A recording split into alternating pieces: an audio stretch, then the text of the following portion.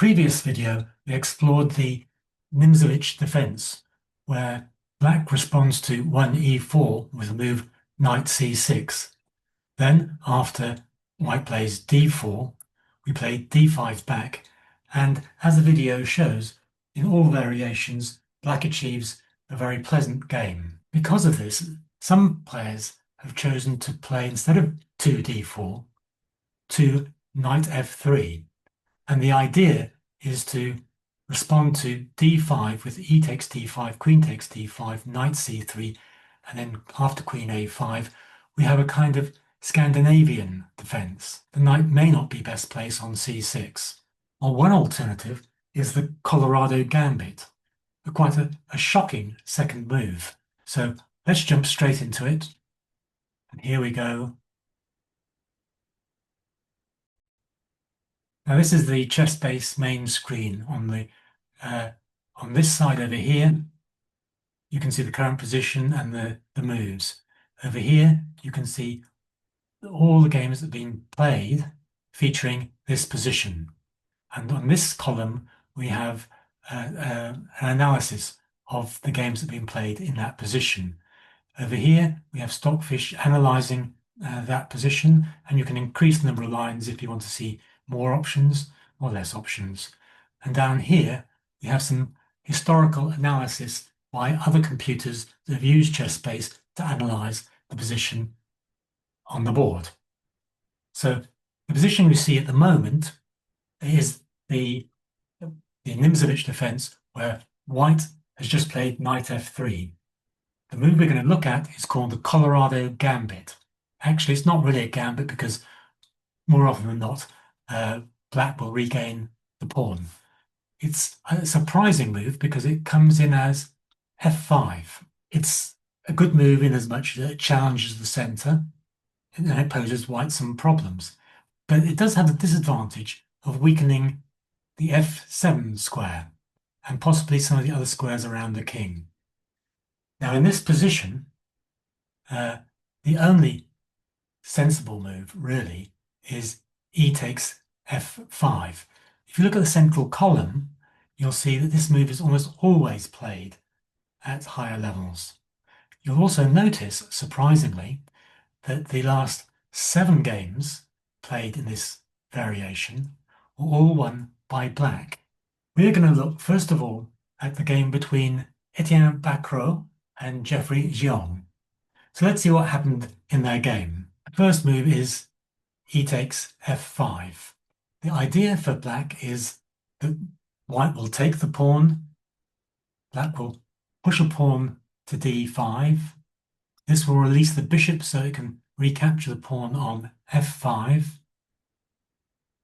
And then depending on how white plays, black will play his pawn to e6, develop his bishop on d6, develop the knight either to f6 or e7, move the queen to d7, castles queen side, and attack on the king side.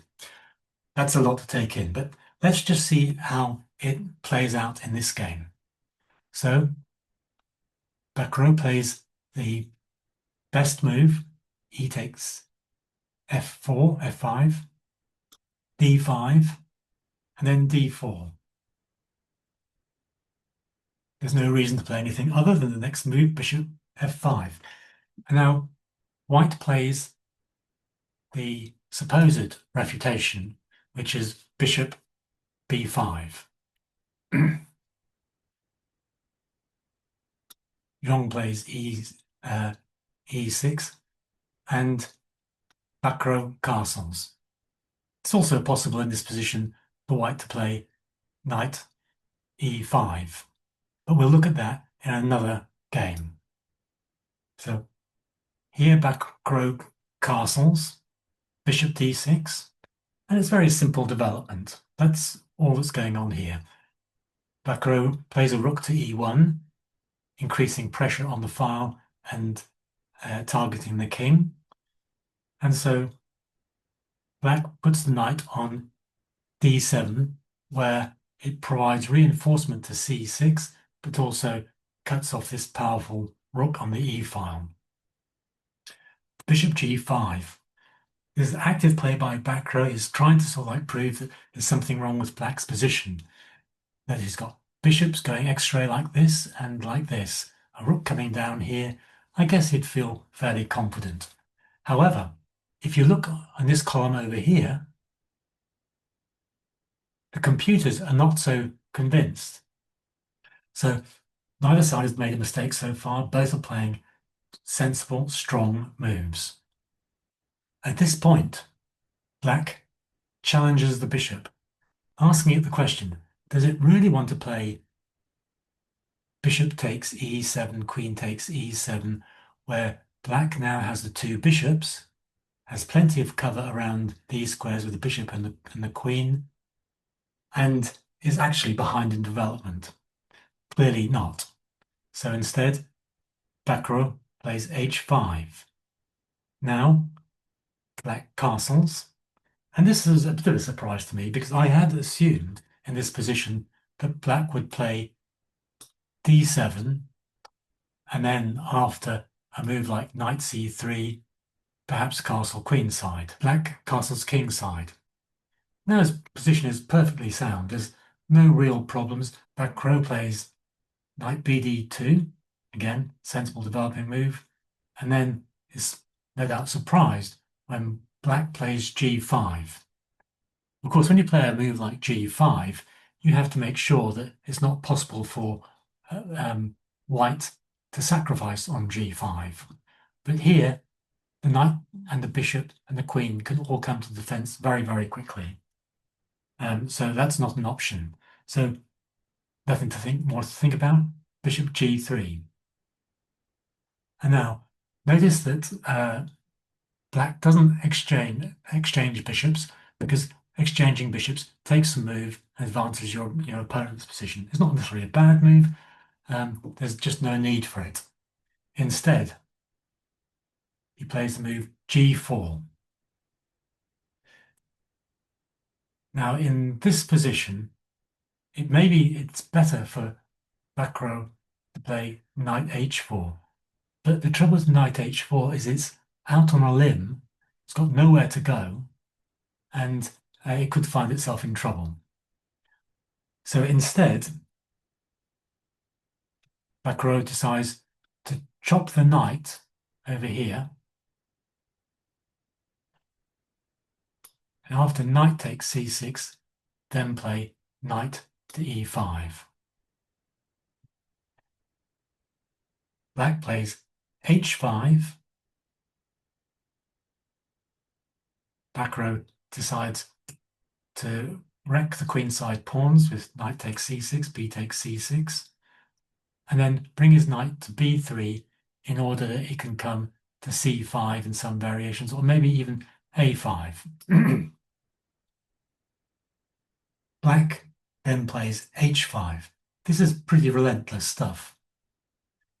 Now, the problem is, if this bishop takes over here, we simply take back with the c-pawn, and this pawn configuration is extremely strong, because in some lines you may be able to push e5, if not that, c5. The bishop's got nowhere else to go, therefore, than bishop e5. The queen comes in. Now this is looking very threatening.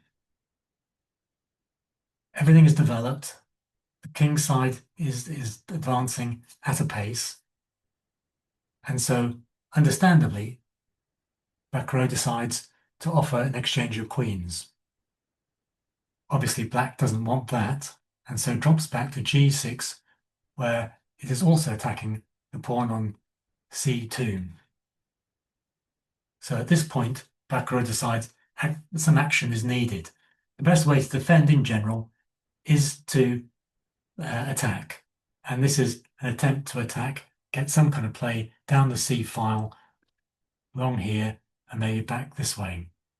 There's no real prospect of adding any more defense to this, and any pawn move by white would weaken the king side. So c4 looks like a good move. Now the bishop hops into e4. Now the bishop is directly attacking the g2 square. Black row decides there's no alternative but to take the bishops off and then move the knight back to get rid of this bishop. He's now hoping salvation will be found in exchanging as many pieces as possible. He plays rook f7. The idea is to bring the rook into play, the queen's rook into play, and attack the f2 square. The bishop is taken because it's simply too powerful, honing in on g2. It's recaptured, and then queen e3 to put more pressure on the e4 square. So, simple chess, d5, c takes d, e takes d, and now, actually, black's pawn position is fantastic. There's no weakness apart from the isolated d-pawn for white, but black has got all the space and all the activity. The computer rates it as plus 1.1. In practice, it's close to winning. The rook comes in to put the pressure on this pawn over here, the only source of counterplay white has, and black brings the rook in. Black row sensibly plays rook e2, which defends the f2 pawn and prepares for the rook to swing to c2, doubling off on the c pawn. At this point, h3. Notice that if white were to take this pawn, you don't capture back, because then after capture, the queen can block the queen's attack on the king. Instead, you play the intermezzo rook f3, and now this is at least, I think according to the computer, 6 pawns up for black. Okay, so in this position, black row plays rook c2, working on the principle, the best form of defense is attack. Black simply plays rook f6, nullifying that particular threat. Then black row plays queen b3. And what he's hoping for here is to be able to take on c6. When the rook takes back on c6, queen d5 check, and then queen takes rook. You may have spotted there's a fault in that. In fact, he hasn't got anything better. What Zhong plays is simply takes the pawn. There's dangers here all over the board. And now, in this position, black row plays plan. Rook takes c6. Rook takes c6. Queen takes d5. And then what is overlooked is rook e6, game over. But it was getting really bad anyway. This was white's only chance to try to get some play, and otherwise he's going to get mated on the king's side. So that's the first game. Black row versus Zhong. A very nice game, very thematic. Black's moves are not difficult. They simply follow a simple plan. You play d5, you recapture on f5. You play your pawn to e6, your bishop to d6. You bring your knight to either f6 or e6, e7. You castle one side or the other, and then if you castle, whichever way you castle, you attack on the king's side, as we've seen with the pawns. Well, that's the end of this video, so I hope it's been useful and insightful. In the next video, I'll show another game by Zhong against Bartel, and we'll see how that one develops. Anyway, bye for now. Good chess. Take care.